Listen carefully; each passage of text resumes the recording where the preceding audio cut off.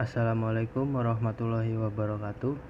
Perkenalkan, nama saya Oki Trijatmiko dari kelompok 5 NIM A320200112. Di sini saya dan teman-teman akan menjelaskan tentang bab 5 yang berjudul keanekaragaman sosiokultural. 1. Budaya dan etnis, meliputi budaya, status sosial ekonomi, etnis, bilingualisme. Budaya mengacu pada pola perilaku, keyakinan, dan semua produk lain dari sekelompok orang tertentu yang diwariskan dari generasi ke generasi. Apapun ukuran sebuah budaya kelompok mempengaruhi perilaku anggotanya. Psikolog Donald Campbell dan rekan-rekannya menemukan bahwa orang-orang di semua budaya seringkali percaya bahwa apa yang terjadi dalam budaya mereka adalah alami dan benar, dan yang terjadi pada budaya lain adalah tidak wajar dan tidak benar. Akibatnya mereka cenderung untuk berperilaku dengan cara yang mendukung kelompok budaya mereka dan merasa bertentangan terhadap kelompok budaya lain. Sebagai contoh, studi baru-baru ini mengungkapkan bahwa dari awal kelas 7 hingga akhir kelas 8, remaja Amerika menunjukkan penurunan dalam nilai akademis mereka dan perilaku terkait motivasi mereka. Individualis dan kolektivitas budaya. Salah satu cara bahwa perbedaan budaya melibatkan individualisme dan kolektivisme. Individualisme mengacu pada seperangkat nilai-nilai yang mengutamakan tujuan pribadi daripada kelompok. Nilai individualisme mencakup merasa baik, kehormatan pribadi, dan kemandirian. Dan kolektivisme terdiri atas satu set nilai yang mendukung kompak. Tujuan pribadi subordinasi untuk menjaga integritas kelompok, saling ketergantungan dari anggota kelompok, dan hubungan yang harmonis. Analisis baru-baru ini mengusulkan 4 nilai yang mencerminkan kepercayaan orang tua dalam budaya individualis tentang apa yang diperlukan untuk mengembangkan efektif otonomi anak. 1. Pilihan pribadi. 2. Motivasi intrinsik. 3. Harga diri.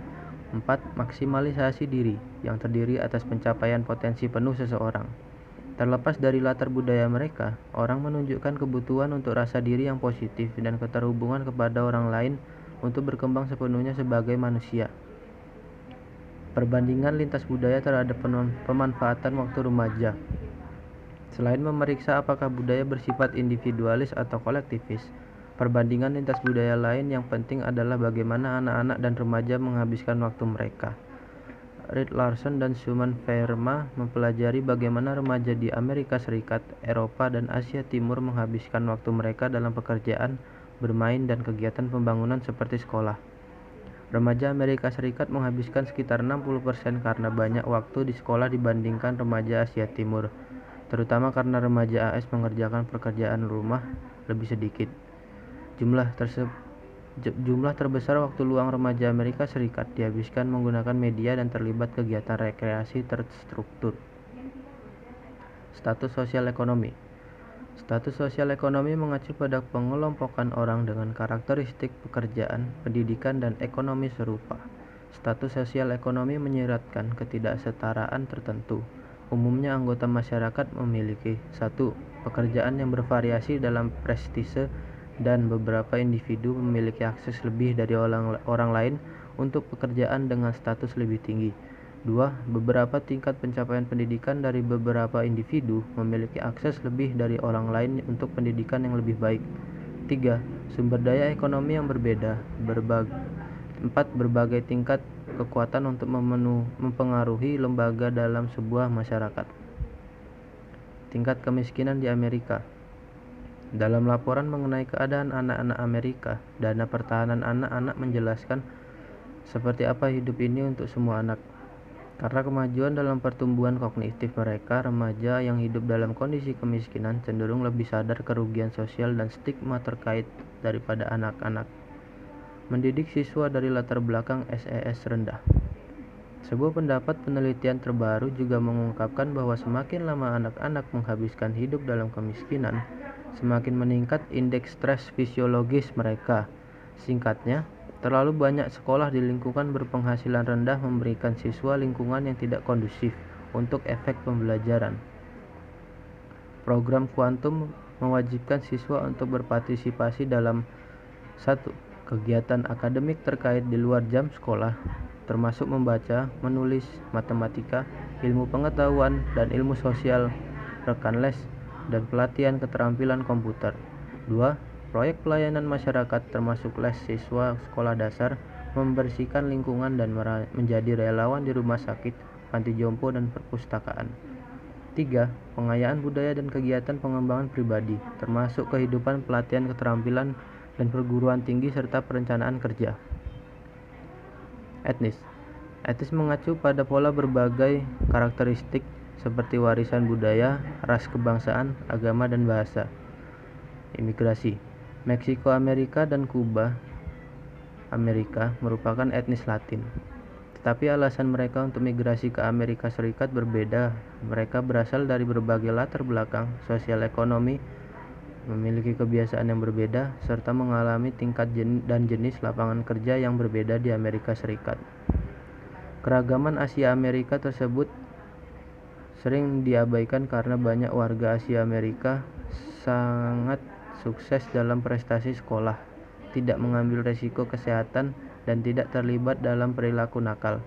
Karena karakteristik ini, mereka telah disebut sebagai model minoritas.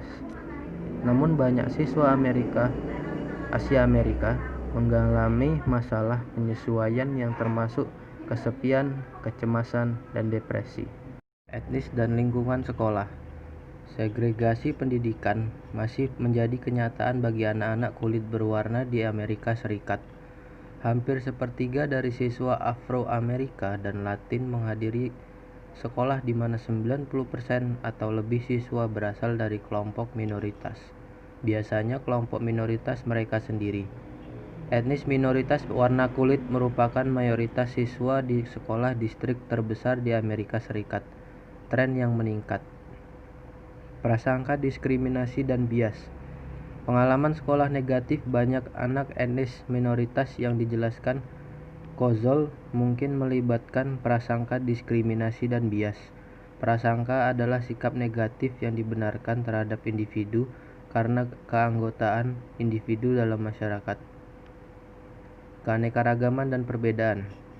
Pengalaman sejarah, ekonomi, dan sosial yang menghasilkan perbedaan prasangka dan legal antara kelompok etnis yang beragam. Perilaku mereka mungkin berbeda dari orang lain, namun tetap berguna bagi mereka. Mengakui dan menghormati perbedaan-perbedaan ini merupakan aspek penting dari hidup bersama di dunia beragam atau multikultural. Bilingualisme, kemampuan anak untuk belajar dari satu bahasa. Belajar bahasa kedua. Mahasiswa Amerika Serikat jauh di belakang rekan-rekan mereka di banyak negara maju dalam belajar bahasa kedua. Mahasiswa Amerika Serikat yang tidak belajar bahasa kedua mungkin akan kehilangan kesempatan untuk memperoleh keahlian. Bilingualisme, kemampuan untuk berbicara dua bahasa, memiliki efek positif pada perkembangan kognitif anak. Namun tinjauan penelitian terbaru menyimpulkan bahwa anak-anak bilingual memiliki kemampuan bahasa formal rendah daripada anak-anak monolingual. Pendidikan bilingual. Kontroversi saat ini yang berkaitan dengan bilingualisme melibatkan jutaan anak-anak Amerika yang berasal dari rumah di mana bahasa Inggris bukan bahasa utama. Bahasa Inggris sebagai bahasa kedua kini telah menjadi istilah yang banyak digunakan untuk program pendidikan bilingual. Menarik kesimpulan umum mengenai efektivitas pendidikan dwibahasa merupakan hal yang sulit. Program bervariasi dalam jumlah tahun mereka, efek, dan faktor lainnya. Para peneliti telah menemukan bahwa dibutuhkan sekitar 3-5 tahun bagi siswa ELL untuk mengembangkan kemampuan berbicara dan 7 tahun untuk mengembangkan kemampuan membaca dalam bahasa Inggris. Sekian dari saya. Wassalamualaikum warahmatullahi wabarakatuh.